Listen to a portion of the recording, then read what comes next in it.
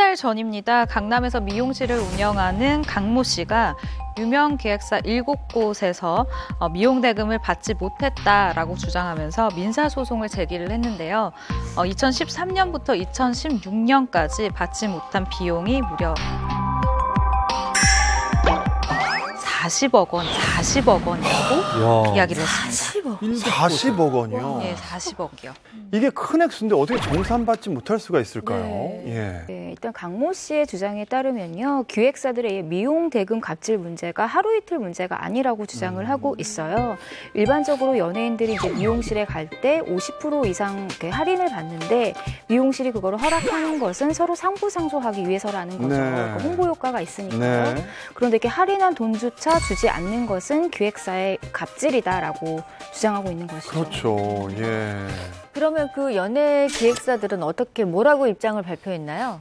네, 연예기획사들의 입장은 이런데요. 2013년부터 결제 요청이나 이 증빙 자료를 달라고 수차례 요청했는데 미용실에서 제공하지 않았다는 겁니다. 사실 그런 자료가 없으면은요, 돈을 지불하는 게 좀 쉽지 않은 건 사실이거든요. 그러다가 2018년 4월에 갑작스럽게 그동안 받지 못했던 헤어 메이크업 비용을 한꺼번에 청구하는 이런 요청을 받으니까 좀 당황스러웠다는 거죠.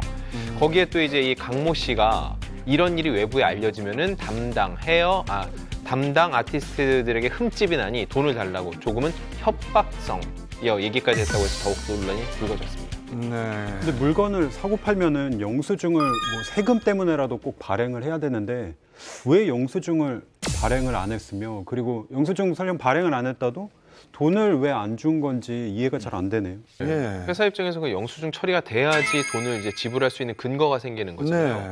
그러고 이게 한두 군데면 모르겠는데 7군데라고 그랬잖아요. 7군데에서 동시다발적으로 같이 이 얘기를 한다고 할 때는 분명히 영수증 이 발행 부분에 있어서 허점이 좀 있지 않았나 싶습니다. 네. 네, 이제 뭐 처음에는 기획사들은 일단 뭐 비용 처리를 해주지 않았다, 이건 사실 무근이다라고 얘기를 합니다. 네. 그 이후로 이제 말이 바뀌는데요. 이렇게 바뀝니다. 미지급한 비용이 있는 건 맞다. 하지만 미지급 거래 대금의 청구서와 증빙 서류를 달라라고 입장을 밝힙니다. 양측의 입장이 지금 굉장히 팽팽히 이제 대립한 가운데 일단 법무적으로 일단 처리가 진행될 예정이라고 합니다. 납득이 잘 안 가는 게 40억이면 이게 회당 10만 원으로 잡은 경우에? 아니 10만 원은 될 수가 없어요. 이게 그럼 기본적으로. 출장비가 포함된 건가요? 근데 이게 한쪽의 주장이기 때문에 그 금액이나 그리고 한 사람이 아니라 소속사에 속해 있는 여러 아티스트들이 한 미용실을 이용하기 때문에 이 40억이라는 게 몇 년 좀 걸려서 미지급이 되면 그 가격이 나올 수 있어요. 근데 이게 이제 만약에 그쪽 분의 강모 씨의 주장이기도 하지만 왜 너희는 영수증 처리를 안 했냐. 그런데 이 소속사 입장에서도 연예인이 일한 그 횟수나 그게 있을 거 아니에요. 그때는 꼭 헤어 메이크업을 받았으면 그쪽에서도 자료가 어느 정도 있을 텐데, 그러면 뭐 서로 이렇게 추산해서 이게 합의점을 이룰 수 있을 텐데 이렇게 법정 소송까지 갔다는 게 흔치 않은 예죠. 연예계에서는. 저희 회사는 연기자가 저 하나인데요. 저희는 헤어에 대한 돈이 들어가지 않습니다. 논란이 생길 수가 없네요. 없습니다. 예. 죄송한데 지금 가르마가 약간 흐트러진 것 같은데요. 아, 그래요? 예. 근데 사실은 그 홍석천 씨도 주위에서 많이 보셨죠? 이렇게 많죠. 메이크업이나 많죠. 헤어 같은 경우에 협찬을 하는 경우가 있는데 네.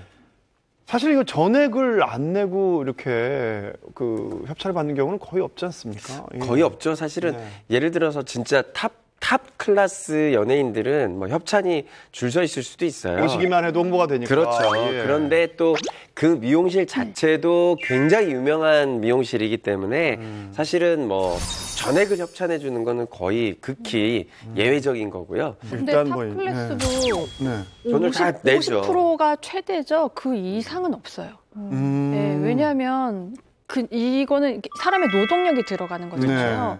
왜냐면 내가 미용실 주인이라 하더라도 내 밑에 스태프들까지 나는 안 받을 수 있는데 스태프들의 그런 비용을 안 주는 거거든요. 근데 이건 약간 조금 전 이상하다고 좀 생각을 해요. 일단 그리고 미지급 약간 그 개념 있는 연예인들은 그 협찬해 준다고 해도 아닙니다. 고생하신 분들이 있기 때문에 하면서 본인들이 자발적으로 내는 경우가 굉장히 있습니다. 근데 사실 많습니다. 저 같은 경우에도 헤어나 메이크업을 받으면 매달 정산이 그렇죠, 들어가거든요. 정산이 그 헤어샵하고. 박하나 씨 같은 경우는 어떻게 하세요? 저희가 드라마 촬영이나 그럴 때 출장 없이 메이크업을 받고 헤어 메이크업을 받고 올 경우만 안 받고 만약에 그날 출장이 필요하면 그 출장비를 20 안팎으로 그 한 사람 친구한테 다 뭐 메이크업 나오면 그 친구한테 그 정도 내고 헤어 그래서 하루에 출장비가 어마어마하고 이게 또 12시가 넘어가면 또 추가 요금이 돼요. 이틀로 넘어가요. 네, 이틀로 넘어가요. 선생님은 되고. 그리고 그래서 저희 메이크업 원장님은 비용을 촬영 때는 안 받지만